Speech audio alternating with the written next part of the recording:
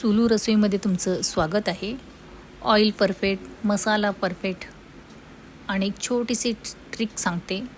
तुम्ही व्हिडिओ शेवटपर्यंत बघा. मी 1 किलो पूर्ण आंबे घेतले. आता त्याचे छोटे छोटे कट आंब्याचे करून घेणार, कारण की मी कापून आणलेले मार्केटमध्ये ते मोठे मोठे कट करून दिलेले. आता मी छोटे छोटे त्या आंब्याचे कट करणार आणि 1 किलोचे ते 1.5 किलो तरी आंबे होणार छोटे छोटे केले तर. आणि छोटे छोटे केले तर मुरायला पण कमी वेळ लागते आणि लवकर सॉफ्ट होतात आणि खायला पण लगेच लोणचं आपण घेऊ शकतो.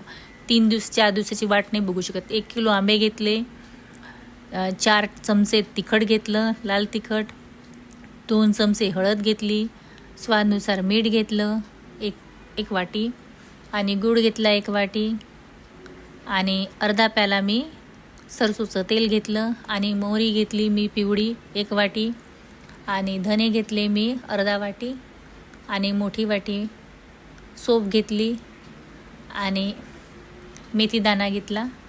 हे आता घेतलं आपण लोणच्यासाठी. आता आपल्याला हे घेते आहे मी फोडणीसाठी.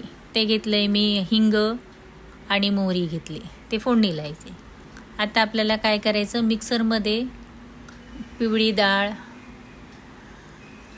डाळ आणि हे सगळे डाळ मी वाटलेली आहे. मसाला टाकला आहे, तिखट, हळद, मोहरीची डाळ टाकलेली आहे. याचा एक मसाला आपण तयार करून घेतलेला आहे. आणि मोहरी आणि हिंग आम्ही इथं वेगळे ठेवलेले आहे, कारण त्याची फोडणी द्यायची आहे म्हणून. आता हा मसाला तयार झालेला आहे. तो मसाला आपण आंब्यामध्ये मिक्स करूया. आंब्यामध्ये व्यवस्थित मिक्स झाल्यानंतर पूर्णपणे सगळे आंब्याला लागला पाहिजे असा चमच्याने मिक्स करा किंवा हाताने करा, तुम्हाला पाहिजे तसं करा. असं मिक्स करायचा पूर्ण. अजून टाकलेला आहे मी मसाला, आणि आता मीठ टाकलेलं आहे. ते मीठ टाकायचं आणि चांगलं एकजीव मिक्स करायचं पूर्ण. मिक्स झाल्यानंतर त्याच्यामध्ये टाकायचं गूळ. तुम्हाला गूळ हा तुम्हाला जास्त टाकायचा असेल, आंबट गोडचं लोणचं म्हणजे खूपच गोड लोणचं पाहिजे तर जास्त मीठ टाकायचं, गूळ टाकायचा, नाहीतर मग कमी टाकायचं. आता आपण फोडणीला घालणार आहे. हिंग घातली, अर्धा वाटी हिंग घेतली ती घातली, आणि मोहरी अर्धा वाटी घेतली ती घातली. छोटीशी वाटी होती त्याच्यामध्ये घेतली, आणि आता चांगलं त्याला उकळू द्यायचं. आणि नंतर उकळल्यानंतर त्याची अशी फोडणी वरून टाकायची. खूप सुंदर आणि स्वादिष्ट लोणचं असं बनतं. तुम्हीही घरी करून बघा, आणि माझ्या चॅनलला लाईक करा आणि सबस्क्राईब करा. मी अशा नवीन नवीन रेसिपी तुम्हाला घेऊन येणार, आणि सोप्या आणि सरळ जे आपण स्वयंपाकघरात करू शकतो तशाच रेसिपी माझ्या असतात. आता मी कढईमध्ये, ते प्याल्यामध्ये तेल होतं ना, ते पूर्ण कढईमध्ये टाकलेलं आहे. त्याला चांगलं वाफवू द्यायचं. चांगलं बघा पूर्ण धूर येतो आहे, पूर्ण उकळू द्यायचं तेलाला.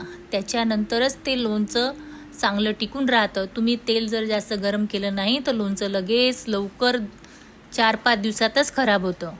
तेलाला चांगलं शिजू द्यायचं आणि उकळू द्यायचं, म्हणजे हे ट्रिक आहे याची. सरसोच्या तेलामध्ये लोणचं हे सगळ्यात चांगलं आणि बेस्ट लागतंही, सुंदर, आणि टिकूनही राहतं. तुम्ही एकदा करून बघा, तुम्हाला आवडेल नक्कीच. आता आपलं बघा तेल थंड झालं आहे, थंडगार करायचं तापल्यानंतर, आणि नंतर मग आपण हे सगळ्या फोडी टाकायच्या त्याच्यामध्ये. आता आपल्या मसाला किती छान लागलेला आहे लोणच्याला, असा मसाला लावायचा.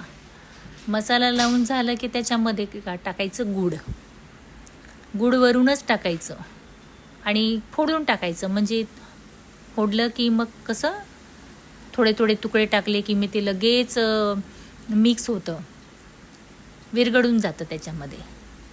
आता मिक्स करून घ्यायचं. असं मिक्स केल्यानंतर पूर्ण याला लागल्यानंतर बघा तेलही खाली सुटलेलं आहे छान.